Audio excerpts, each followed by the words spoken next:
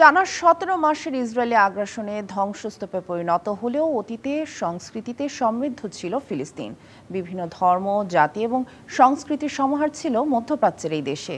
Israeli বর্বরতায় তাতে ভাটা পড়লেও ঐতিহ্য আর উৎসবের মাধ্যমে নিজেদের আত্মপরিচয় এবং সংগ্রামকে জাগ্রত রাখার চেষ্টায় ফিলিস্তিনিরা। ফিলিস্তিনের অন্যতম প্রধান সাংস্কৃতিক ও ঐতিহ্যবাহী উৎসব বীরজেইট। প্রতি বছরের জুলাই মাসে পশ্চিম তীরের বীরজেইট শহরে অনুষ্ঠিত হতো এই উৎসব। ফিলিস্তিনের সংস্কৃতি, সঙ্গীত, নৃত্য, শিল্প ও ঐতিহ্যের মিশেলে পালন করা হতো গ্রীষ্মকালীন বর্ণিল এই উৎসব। ৫ থেকে ৭ দিন ধরে চলা এই উৎসবে পরিবেশন করা হতো ফিলিস্তিনি লোকগান ও দাবকে নৃত্য। এতে স্থানীয় শিল্পীদের পাশাপাশি ছিল বিদেশি শিল্পীদের অংশগ্রহণও।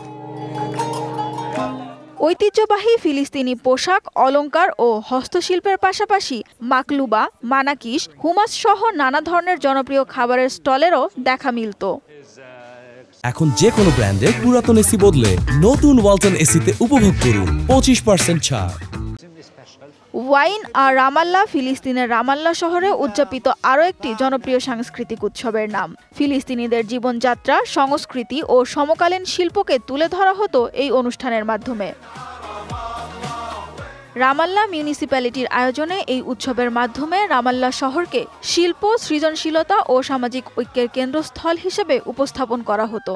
প্রতি বছরের জুলাই মাসে সপ্তাহব্যাপী এই আয়োজনে শত প্রতিকূলতার মধ্যেও আনন্দ উল্লাসে মেতে উঠত রামাল্লাবাসী। ফিলিস্তিনের ঐতিহ্যবাহী দাবকে নৃত্য দলের অংশগ্রহণ, থিয়েটার ও স্বাধীন ফিলিস্তিনি চলচ্চিত্র প্রদর্শনীর মেলবন্ধনে রামাল্লা শহরের আধুনিক ও প্রাণবন্ত সংস্কৃতির প্রতিচ্ছবি ছিল উৎসবটি। ফিলিস্তিনি জনগণের সৃজনশীলতা, সংগ্রাম এবং আশা প্রকাশের একটি মঞ্চ ছিল ওয়াইন আর রামাল্লা উৎসব। তবে ফিলিস্তিনের সবচেয়ে বড় সাংস্কৃতিক আয়োজন ছিল প্যালেস্টাইন আন্তর্জাতিক সঙ্গীত ও নৃত্য উৎসব। ১৯৯৩ সাল থেকে এই উৎসবটি পালন করে আসছিল ফিলিস্তিনিরা। প্রতি বছর রামাল্লা, জেনিন, হেব্রন, গাজা এবং জেরুজালেম সহ বিভিন্ন শহরে অনুষ্ঠিত হতো এই উৎসব।